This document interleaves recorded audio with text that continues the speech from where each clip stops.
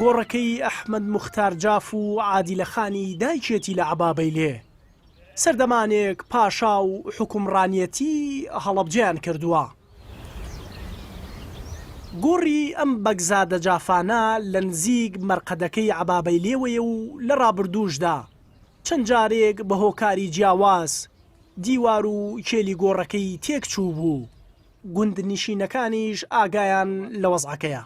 سێکامل مەشهورم سێکامل بڵێ وەڵای ئەوێت دووسێ کەسی بۆ بگیرێ وەکو حکومەت چونکە شوێنەکە شوێنێکی مقدسە و هەم جێی سێرانگایە و هەم شوێنەکەی مقدسە ئەبێت دووسێ کەس بگیرێ لەبەرەوە حیوانی تێنێ شتێک کەوێت لە مناوە ڕۆژانە سەری بن بۆ ئاگاداری ئەم قەبرستانە بکەن چونکە قەبرستانە پیاوی شۆڕژگێڕی تایە شۆڕشی کوردی دروست کردووە شۆڕش دەنگی نەبووە لە هیچوە ئەمان لێرە شۆڕشیان بەرپا ناوە.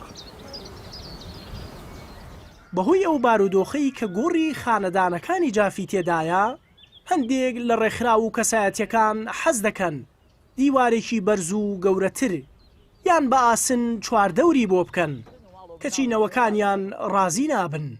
من ئەو کەسەی کە ڕێز ئەگرێ لە باوکم ڕێزی لێگرتووە بەش ڕێزی لێگرم بەڵام ئەگەر بێتە سەر مەوزوعی قەبر چاکردنی باوکی من خۆم ئیمکانیەتم هەیە قەبری باوکی خۆم چاکیەکەم سپاسی هەموو کەسێکەکەم خەڵک بۆ بێ قەبری باوکی من چاککە خۆم چاکیەکەم.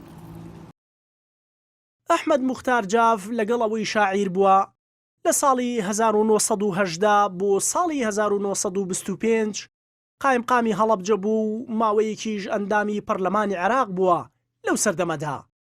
عادیلەخانی دایکیشی سەردەمانێک حکومی سیاسی سنووری هەڵەبجەی کردووە و لە سەرەتای سەدەی ڕابردووشدا ئینگلیزەکان بەهۆی لێهاتووی ئەم خانمەوە نازناوی شاژنی بێتاجیان لێنا. وری حەمەکەریم NRT عەبابەیلێ.